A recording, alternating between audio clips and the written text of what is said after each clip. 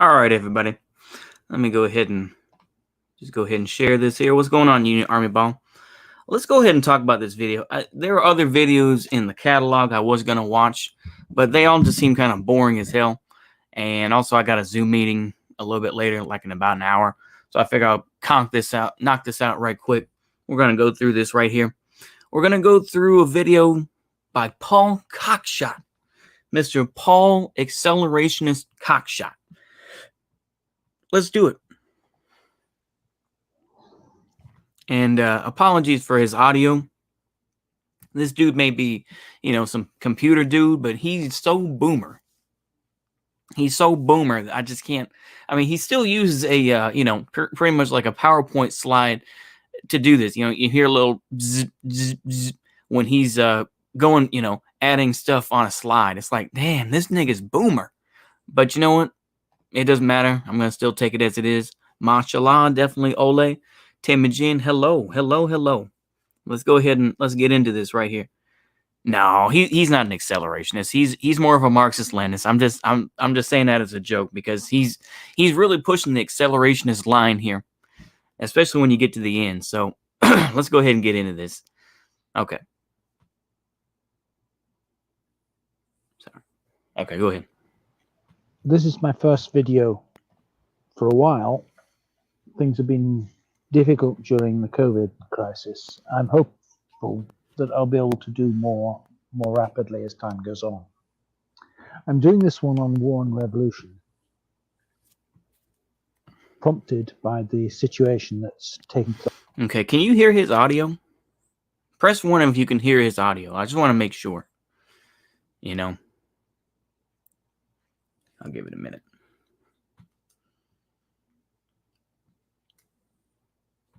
Because if need to, I can just put on the subtitles. I imagine he's got subtitles here. There we go. Oh, no, they're nice and big, too. Okay, that's cool. Just make sure. Okay, you can hear his audio? Cool. That's all I need to make sure of, y'all. Okay, let's go ahead and hit it. Place in the United States at the moment. Now, I'm going to be setting out the Leninist theory of revolution and the Leninist theory of the relationship between war and revolution. Now, basically, Lenin said that competition between capitals leads to imperialist attempts to divide and redivide the world. Yeah. This then leads to wars. These wars lead to the arming of the working class on a mass scale, because the ruling classes can only win their wars by having mass armies. True. Inevitably, in such a war, one side is going to be defeated, and defeat in a war leads to a revolutionary crisis and civil war. Yeah. Either a democratic revolution or a socialist revolution, depending on the prior stage of development of the society. Or full on just, kind of like, a Yugoslav war type of situation. But who knows? Like I say, there's a lot of stuff up in the air right now about how the United States will act, and will regionalism and will localism rise up? That's a whole other question, isn't it? But anyway, I'm just spitballing. Go ahead. Now, we have to ask, why is armed force important? Yeah, I can't comprehend Lenin. Yeah. It's because the state is a machine for the maintenance of class rule. It is, as Engels and Lenin said, made up of special bodies. Yeah, they don't like Lenin. Engels are okay with, but they don't like Lenin. Okay. Men, buildings, prisons, courts, etc. And this must be smashed to allow real democracy to be established. And you can only do that if the ruling class loses the monopoly of armed force. Now, why is war important in this context? Engels held that from the late 19th century, advances in military firepower made the old French revolutionary tactic of the barricades obsolete.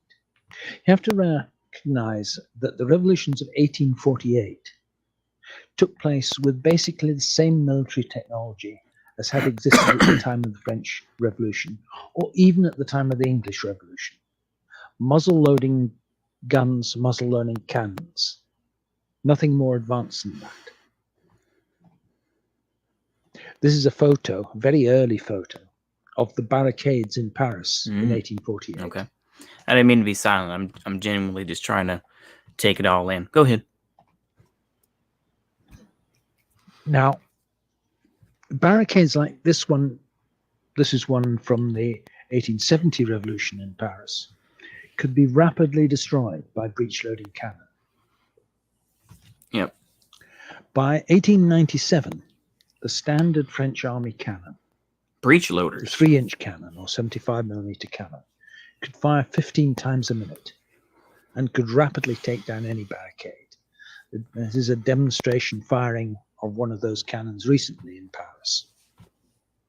Now, the urban design of the late 19th century was set out to destroy the possibility of revolution. Yep. Cities were arranged to give clear cannon fire down broad boulevards. That's Paris. This is Washington. This meant, according to Engels, the thing is though that there, I do have to critique him here. This idea once again that you think that you take the capital and this isn't that type of warfare anymore though. This isn't that type of warfare anymore. It's like, okay, yeah, you can take down Washington D.C., but it's not like that's the end. That's usually not the case. And the thing is that,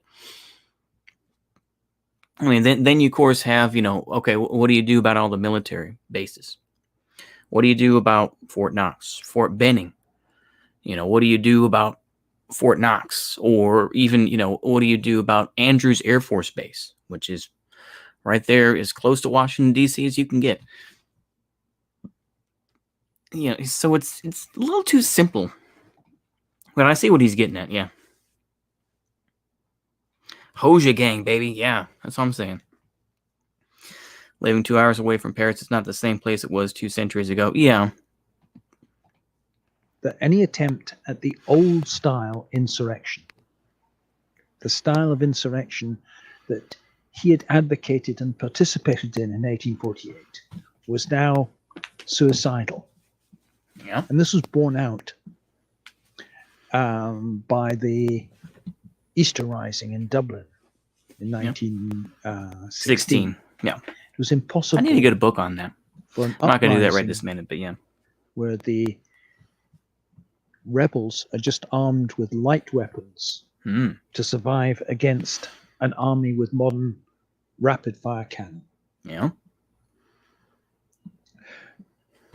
Now, continuing as why war is important. So we say there'd been a revolution in firepower in the late 19th century. And this had made the old French revolutionary tactic, the barricades, obsolete. Mm-hmm.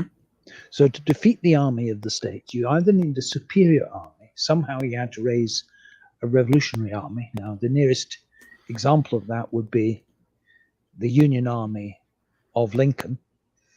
Or you need the state army itself to mutiny. See, the thing is, this is kind of the confusing thing to me with a lot of lefties. They will pick the Union Army over the Confederacy. Now, of course, you can say, must slavery, this and that. Of course, they'll say that's the main reason for it. Not must states' rights, because ultimately states' rights goes back to slavery. Oh. But you have to remember, I mean, the thing is really, I don't really understand it because, like, it's wage slavery versus chattel slavery. That's pretty much what it is. It's wage slavery. It's like when people talk about World War II between the United States and Nazi Germany, it was white supremacy versus white nationalism. And it's similar with, the Civil War. It's wage slavery where you're controlled by that and, you're working in horrible conditions. And, child labor and everything else that went on in the North versus chattel slavery in the South. I'm not going to sit here and defend slavery. I'm not going to do that. I'm not going to be some ANCAP or some whoever. But it's like, it's kind of like it's I don't know. It's kind of simplified to me. Yeah. Yeah. But that's just me. Okay, let's go ahead and keep going. Because defeat in war is one of the few circumstances that will induce an army to mutiny.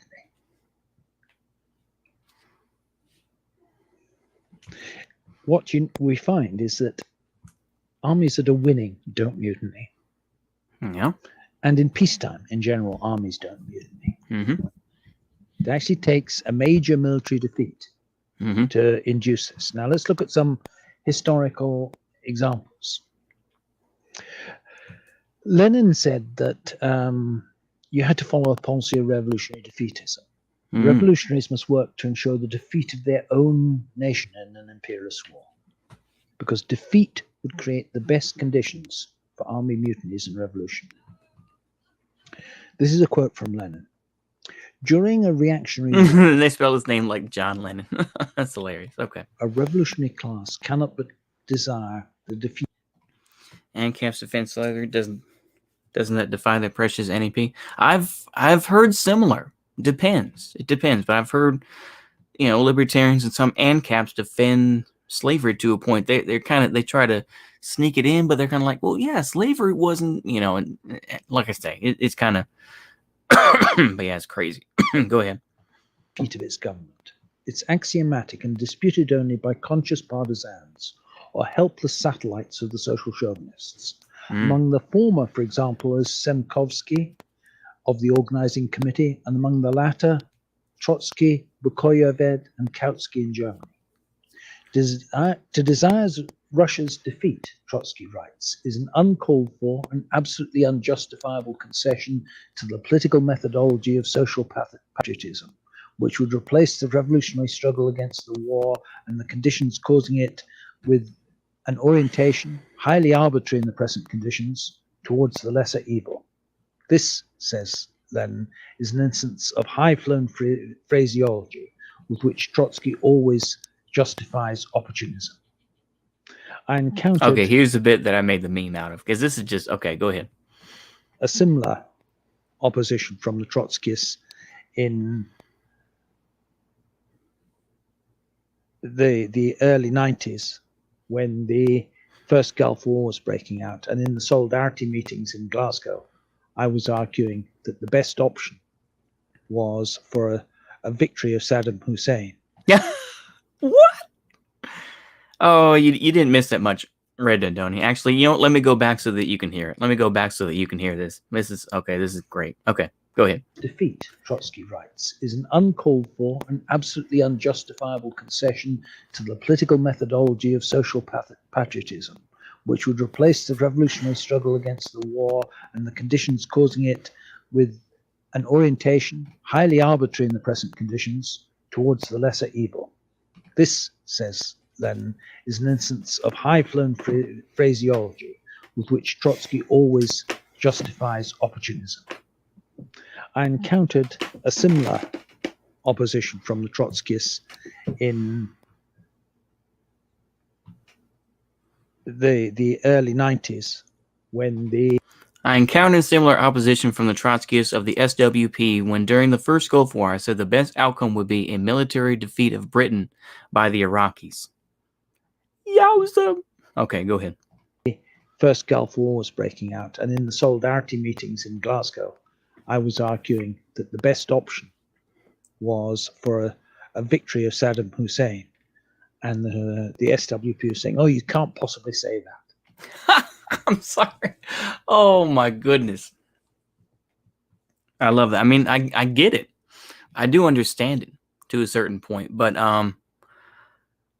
how would they have been defeated? Like I say, once again, this is where you need to do some really deep research on, like Jane's military and everything else. The fact is that the Iraqis And I wish, someone like Ali from Twitter was on here and probably could explain better. But it's like, in general, the Iraqis were, they did have some strong forces, but they didn't really put them very well. It's like the guard units. Oh my goodness, it's gonna bug the hell out of me. What was it called? Golly, my mind is just gone. Guard, Iraq, Revolutionary Guard. Okay, yeah, the Revolutionary Guard units were few and far between. This is the same thing that the German Wehrmacht did as a mistake.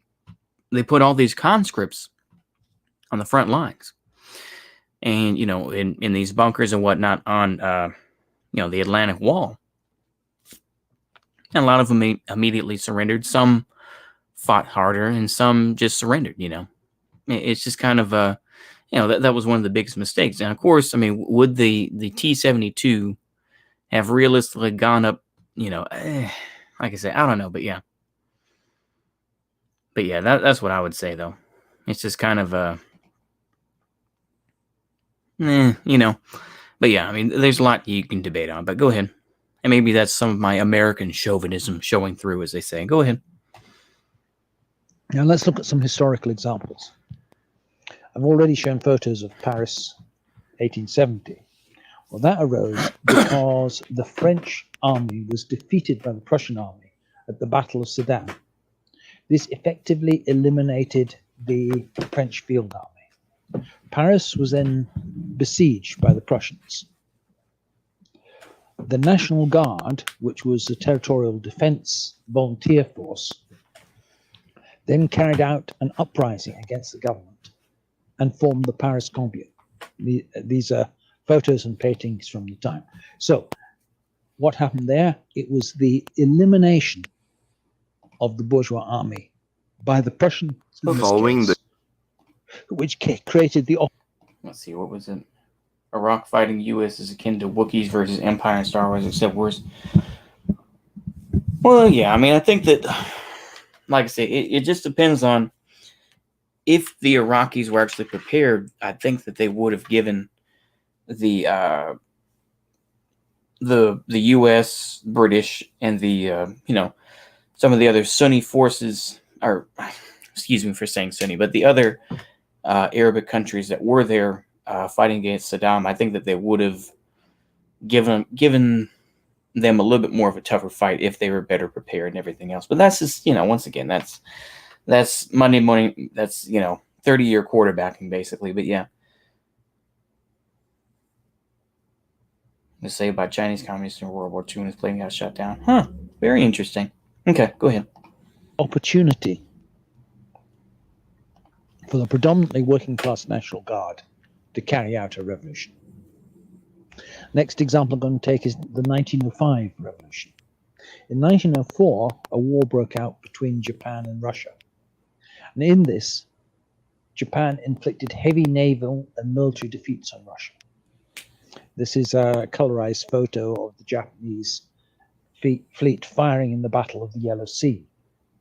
And they then imposed an absolutely crushing defeat on the Russian Navy at the Battle of Tsushima, where the Russian Baltic fleet, which had sailed all the way around the world to confront Japan, was completely destroyed by the Japanese fleet. Well, there were also land victories. There were also land victories as well that did happen in minor situations. But yeah, go ahead. Was to cause widespread discontent across Russia. The sailors on the battleship Potemkin mutinied. There were widespread strikes, but so you came close to a revolutionary situation, but not a complete revolutionary situation, because the Tsar survived, and basically survived because too few army regiments mutinied. A warship can mutiny, but doesn't actually threaten the power base on land. 1917 was different. There was a long war with Germany, 5.5 million Russian casualties, 3 million prisoners, millions of refugees, up to 6 million refugees. The final attempt at an offensive by the Kerensky offensive in 1917 failed. This led to the army's mutinying, and the mutinying. Here we go with the here we go. Provided the forces for the Bolsheviks, and they stormed the Winter Palace. Let's turn to the other side. Having defeated Russia, the German armies on the Eastern Front were transferred to the Western Front and launched an offensive, the Kaiserschlag, in the spring of 1918. These made very rapid advances, much more rapid than anything that had happened on the Western Front since 1914. But eventually they ground to a halt. The Allies launched a counteroffensive, which over a series of months pushed the German lines far back into Belgium. Now, up until this point, the German fleet hadn't participated in the offensive.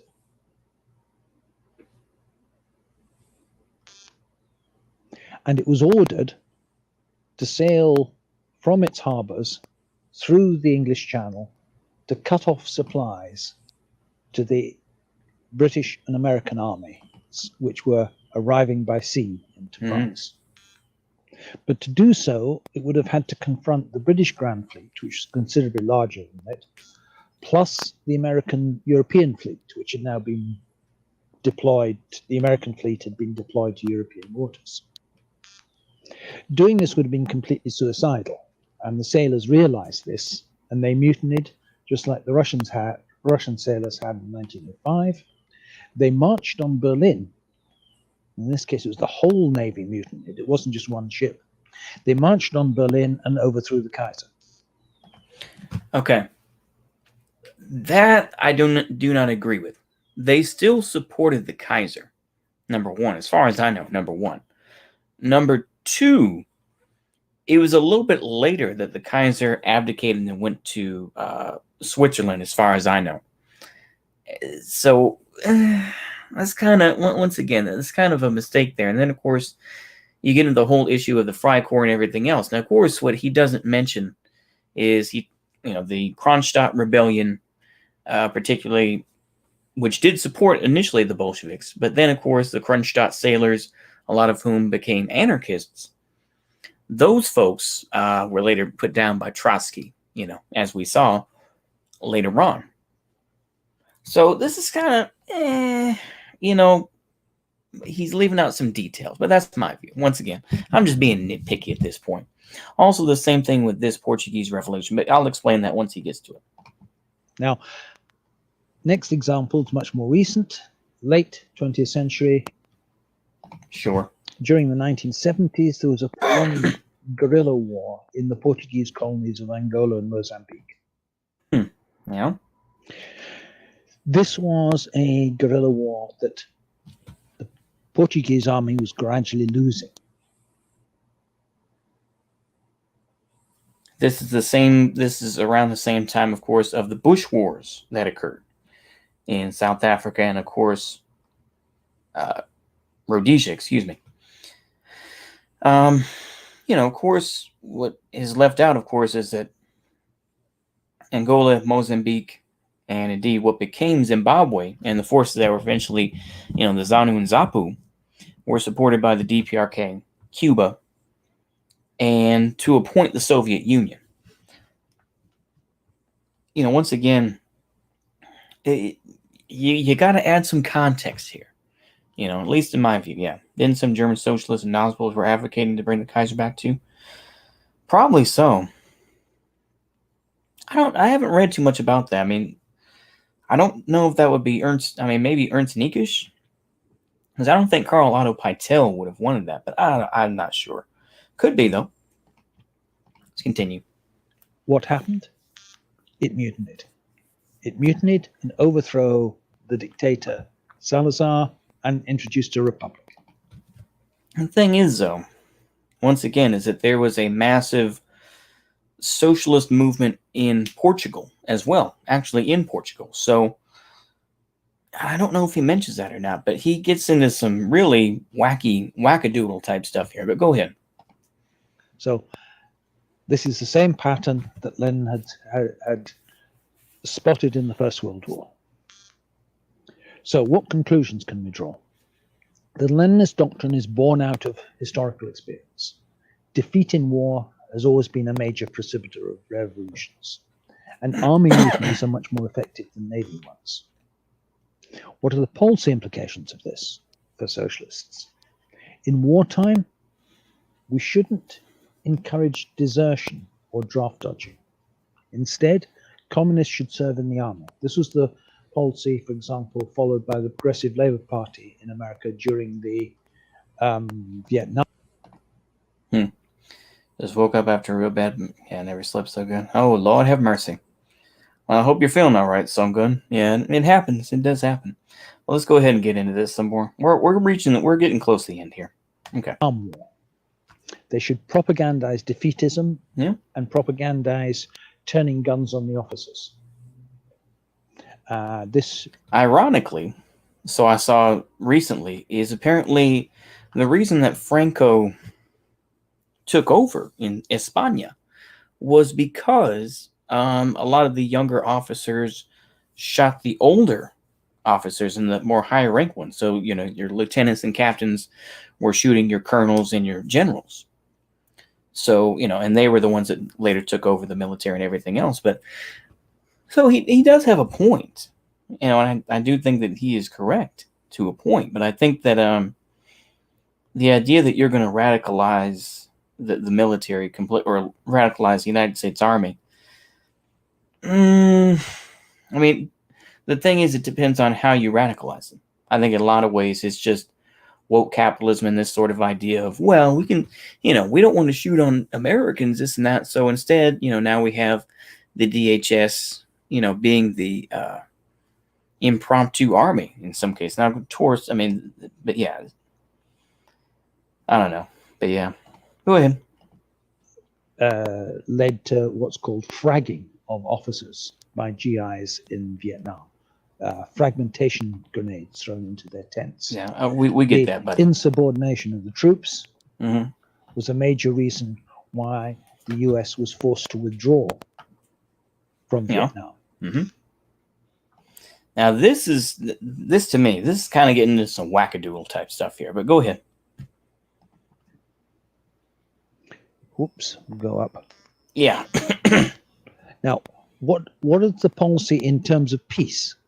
In peacetime? Well, in peacetime,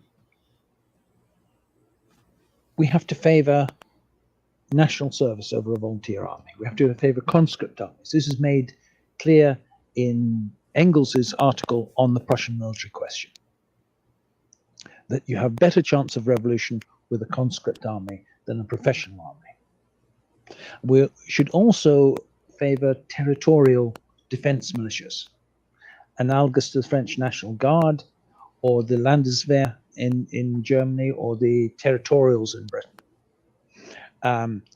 We should favor large territorial defense militias. Now, the obvious example for this would be the Swiss one, but even this you have to be careful with. Writing on the issue of the Swiss style. He focuses on the United States, obviously, with this, and yet he apparently hasn't done enough research about the United States Army National Guard, or, the much smaller, Marine Reserves and this and that, or the Army Reserve. And of course, usually the Army Reserve are still usually are next side by side with the active duty troops a lot of the time, because a lot of the time the reserves may be called up.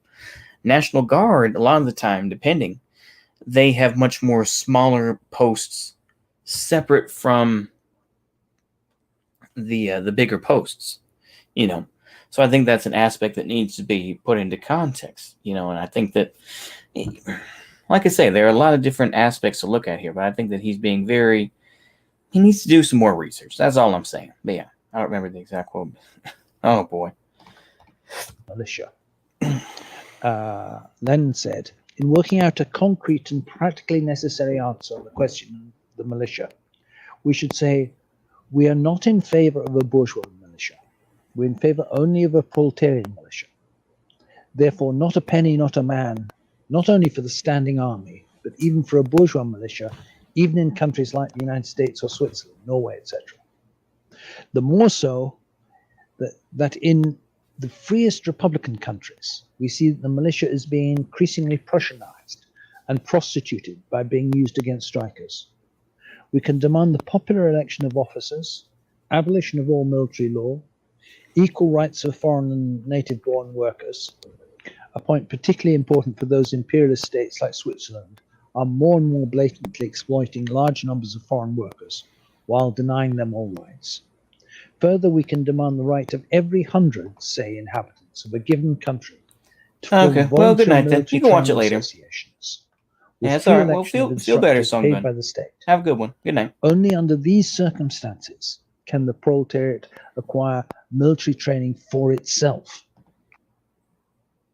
Right, of every 100, say, inhabitants of a given country to form, yeah. Equal rights for foreign and native-born workers. He's contrasting this with the military training that the bourgeoisie is forced to give them in wartime. Now, what's the relevance of this nowadays? Well, you only have to look at what's happening in the USA. The formation of militias is unusually, it's legal and constitutionally possible in the USA. No, hold on. Here's the problem, though, Mr. Cockshott. If you're relating this to the Second Amendment, where, providing for, the right to bear arms in case of a militia, the thing is that you have to remember what happened to the Michigan militia. I mean, as much as you can say they're bourgeoisie or they're reactionary, the thing is that those Michigan militias were gutted by federal investigations and local investigations. It's the same thing that's happened with the Proud Boys, even. I mean, take it with a grain of salt. But the thing is that they have shut down bank accounts and everything else. So this idea that I mean, even with the same thing with like the John Brown Gun Club or the Socialist Rifle Association or the Latino Socialist Rifle Association. These are fairly small groups. They don't really have that much power, and a lot of it is just LARPing. They aren't really serious forces. I don't know. I have my own biases, but I think that, it's so-so, in my view. Wearily wholesome. Yeah. Oh, shit. Well, okay, here we go. And it's therefore essential these be formed. This is true just for US internal reasons, for the political struggle within the USA. But an actual revolution in the US may have to wait until China delivers a Tsushima to the US fleet. Okay. Now this is wackadoodle to me. This is wackadoodle at this point, because while the United States has not produced great aircraft recently, and we've wasted money on the new aircraft, maybe like the F-22 and stuff like that, that doesn't necessarily directly involve this, but it's kind of, I mean, why would China want to do that? It doesn't make sense to me.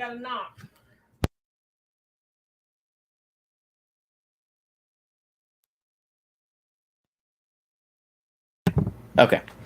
Yeah, I don't know. Like I say, yeah.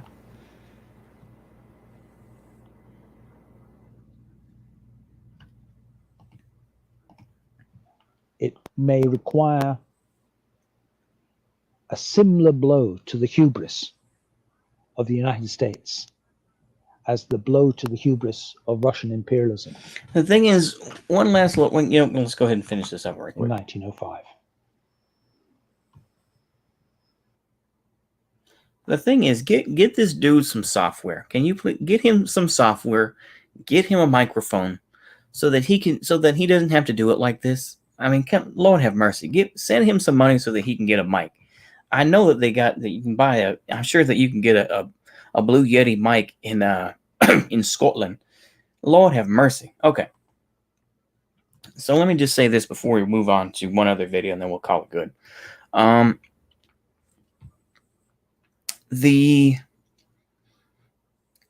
What he doesn't talk about as well is the 1968 protests, both in France and the United States. They came very close to actually making genuine revolution happen. Unfortunately, it just never came to be quite that way. But I think it's important to say these things, to realize that. But yeah, I think he means that a revolution can only come if America is in a war, making it unstable. Maybe, but I don't. Like I say, apart from some LARPers, I don't think that anybody in Washington D.C. I'm saying has the real heart to go to war with China. I really don't think they do. I mean, the thing is, as history has shown us that, yeah, we use wars as a distraction for the internal problems, but I really don't think we have the cojones to do that. But I don't know, maybe Biden will launch, some cruise missiles. Who the hell knows at this point? But yeah, that's crazy. I want to go ahead and show y'all this. Why not?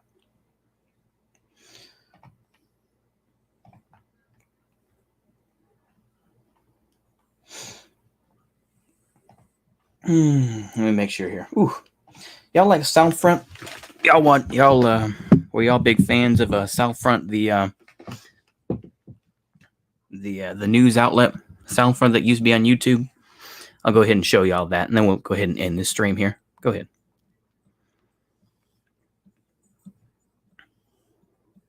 Oh, this is the Yemen War report. Oh, okay, cool. Huh? Oh, is this the whole video? Whoops. I think they forgot to put in the video. Okay, well. Okay, I'm not going to make y'all watch that. We'll keep it there. Forgetting that neocons exist. Not the same way. Not the same way that they were. Yeah, they'll go to war with Iran before China. Yeah, that is true. Like I say, with neocons, I really don't see.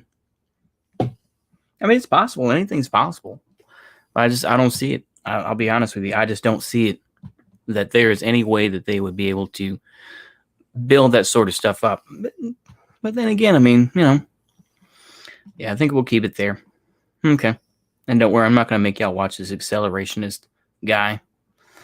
He's part of the Julie crew, so I'm not going to make y'all watch that. Okay. Yeah. Anyway, I think I just wanted to review that video for a bit and kind of give my brief critiques on it. So anyway, I think we'll keep it there. I hope y'all have a good rest of the day, and probably won't be uploading for a bit of time, so I hope y'all enjoy this. See you later.